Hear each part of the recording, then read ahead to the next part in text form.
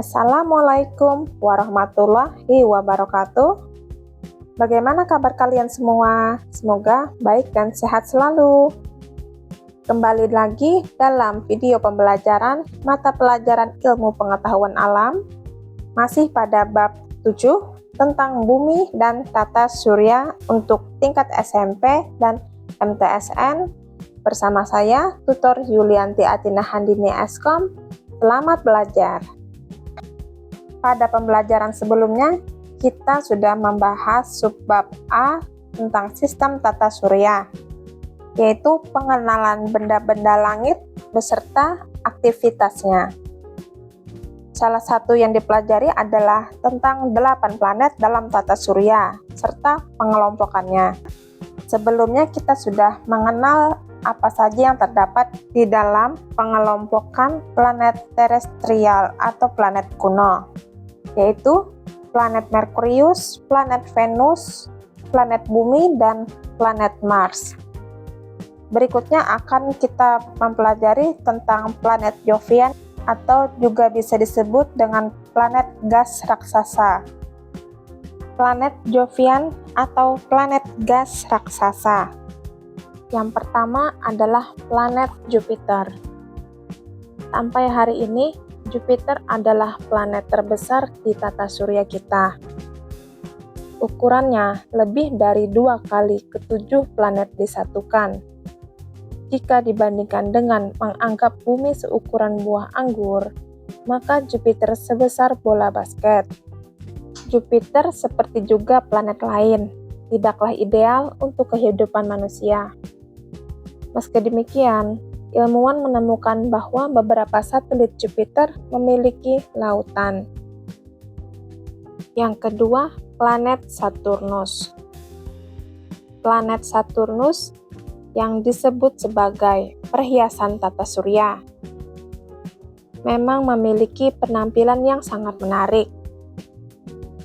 Ukuran diameternya setara dengan 9 buah bumi yang dijajarkan. Susunan cincin-cincinnya pun mengagumkan, dengan 7 cincin yang berjarak di antaranya, membuat visualisasi Saturnus selalu mengundang decak kagum. Cincin Saturnus seperti apa? Cincin Saturnus terutama terbuat dari miliaran partikel es air sekitar 90-95% dan sejumlah kecil material berbatu serta debu karbon. Partikel-partikel ini bervariasi ukurannya, mulai dari sebutir pasir kecil hingga bongkahan besar berukuran rumah atau gunung, yang memantulkan cahaya matahari dan membuat cincin terlihat lebih terang. Yang ketiga adalah planet Uranus.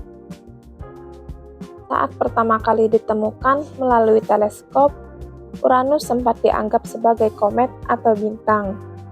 Cincin yang mengitarinya berjumlah 13 buah dengan gradasi warna dimulai dari yang paling gelap yang terletak di bagian dalam.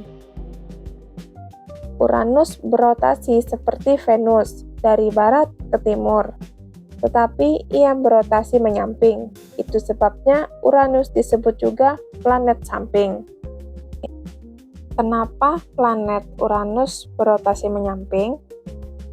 Menurut penelitian oleh Jacob Kegeres dari Universitas Durham, menunjukkan bahwa kemiringan tersebut disebabkan oleh sebuah protoplanet yang lebih besar dari bumi yang menabrak planet tersebut 3 hingga 4 miliar tahun yang lalu.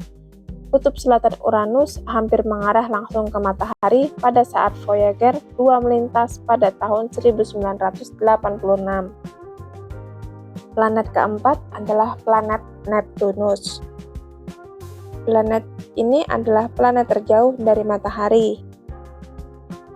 Jaraknya dengan matahari 30 kali jarak matahari ke bumi. Penemuan Neptunus cukup unik jika dibandingkan dengan planet lainnya. Jika planet lain ditemukan dengan menggunakan teleskop, Neptunus ditemukan secara matematis terlebih dahulu, sebelum kemudian ada yang menelitinya.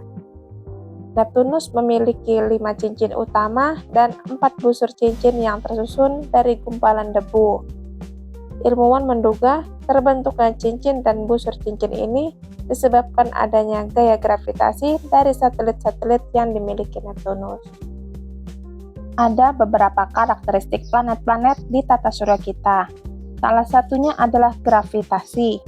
Gravitasi adalah gaya tarik-menarik yang dimiliki semua partikel yang mempunyai massa. Adanya gaya gravitasi tersebut menyebabkan benda-benda bertahan di tempatnya, tidak melayang-layang di udara. Gravitasi juga memengaruhi tebal tipisnya atmosfer, sehingga berpotensi memengaruhi cuaca dan iklim di planet tersebut. Semakin tipis atmosfer, perlindungan terhadap radiasi matahari dan radiasi lainnya juga akan semakin tipis. Suhu udara di planet tersebut akan sulit dipertahankan, akan terjadi perubahan suhu yang ekstrim. Gaya gravitasi bumi sangat krusial bagi kehidupan, berfungsi menahan manusia, benda, dan atmosfer tetap di permukaan. Tanpa gravitasi, manusia akan melayang, darah tidak bersirkulasi normal, dan struktur tubuh seperti tulang dan otot tidak berkembang sebagaimana mestinya. Seperti sudah disebutkan di awal bab, selain planet, ada banyak sekali benda langit lain yang menjadi penghuni tata surya. Pembahasan kita kali ini akan dibatasi pada benda langit yang memberi banyak pengaruh terhadap kehidupan di bumi. Benda langit tersebut antara lain satelit, planet kerdil, asteroid, meteor, meteorit dan meteoroid, komet, dan satelit buatan. Dikutip dari situs NASA 20 Oktober 2020, setiap benda langit yang berputar mengelilingi benda langit lainnya disebut satelit. Bumi disebut satelit matahari karena bumi mengelilingi matahari. Bulan disebut satelit bumi karena bulan mengelilingi bumi. Meski demikian, kita sudah terbiasa menyebut satelit hanya untuk benda-benda langit yang berputar mengelilingi planet. Tercatat oleh NASA ada lebih dari 200 satelit di tata surya. Kali ini kita akan mengenal beberapa di antaranya. Yang pertama adalah bulan. Bulan adalah benda langit yang paling terang setelah matahari. Meskipun demikian, cahayanya yang terang itu bukan berasal dari dirinya sendiri. Bulan memancarkan cahaya yang diterimanya dari matahari dan dipantulkan ke bumi. Manusia sudah berkali-kali menjejakkan kakinya di bulan. Banyak hal yang kita ketahui dari penyelidikan-penyelidikan para astronom di sana, termasuk penyelidikan kemungkinan bisa menempati bulan sebagai bumi yang baru. Ukuran bulan memengaruhi gaya gravitasi yang dimilikinya. Jarak yang tepat antara bulan dan bumi menyebabkan gaya gravitasi bulan turut berperan dalam menjaga kestabilan bumi.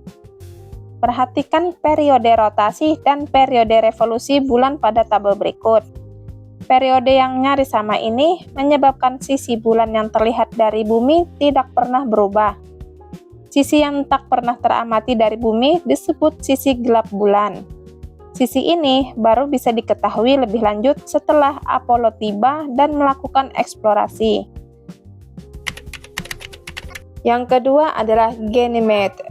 Ganymede adalah satelit Jupiter dan merupakan satelit terbesar di tata surya. Tidak hanya ukurannya yang menjadikan Ganymede istimewa.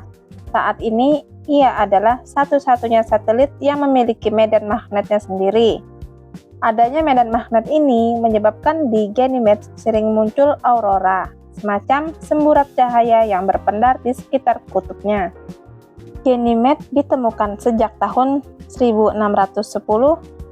Ganymede menarik perhatian banyak astronom untuk terus mempelajarinya. Berdasarkan hasil penyelidikan, ditemukan bahwa atmosfer Ganymede mengandung sejumlah kecil oksigen. Meski demikian, menurut ilmuwan, oksigen tersebut terlalu tipis untuk dapat memungkinkan adanya kehidupan seperti di bumi. Yang ketiga adalah Titan. Titan adalah satelit terbesar planet Saturnus dan menjadi satu-satunya satelit yang terbukti memiliki lapisan atmosfer dengan kandungan yang penting. Seperti Bumi, atmosfer Titan mengandung lebih banyak nitrogen. Keistimewaan lain dari Titan adalah bukti-bukti bahwa Titan mengandung cairan di permukaannya, dalam bentuk sungai-sungai, danau, dan lautan. Cairan ini adalah cairan hidrokarbon seperti metana dan etana. Kondisi ini membuat sebagian ilmuwan mengasumsikan bahwa di Titan terdapat kehidupan yang makhluknya tersusun atas kandungan kimiawi yang berbeda, tidak seperti makhluk bumi. Namun, tentu saja ini semua belum dapat dibuktikan. Yang keempat adalah Io. Io adalah satelit ketiga terbesar milik Jupiter. Dengan keaktifan vulkanis yang sangat tinggi, ledakan-ledakan vulkanik ini disebabkan oleh gaya gravitasi Jupiter sebagai planet induknya dan dua satelit tetangga yang jaraknya cukup dekat, yaitu Europa dan Ganymede. Seperti Ganymede, Io memutari Jupiter dengan posisi sisi yang sama sepanjang waktu. Adanya tetangga satelit ini menyebabkan gerakan Io nyaris tak beraturan. Aktivitas vulkanik yang terus-menerus dan radiasi membuat ilmuwan meyakini sulit untuk hidup di satelit ini. Ayo latihan. Setelah mempelajari karakteristik tiga satelit alami milik Jupiter dan Saturnus, berikan pertimbangan apakah dari tiga satelit itu ada yang layak untuk menjadi tempat tinggal manusia dan makhluk hidup lain yang saat ini tinggal di bumi. Mungkinkah Ganymede, Titan, atau Io menjadi bumi kita yang baru? Berikan pendapatmu. Sampai di sini dulu materi minggu ini. Akan kita lanjutkan di minggu berikutnya. Terima kasih atas perhatiannya. Wassalamualaikum warahmatullahi wabarakatuh.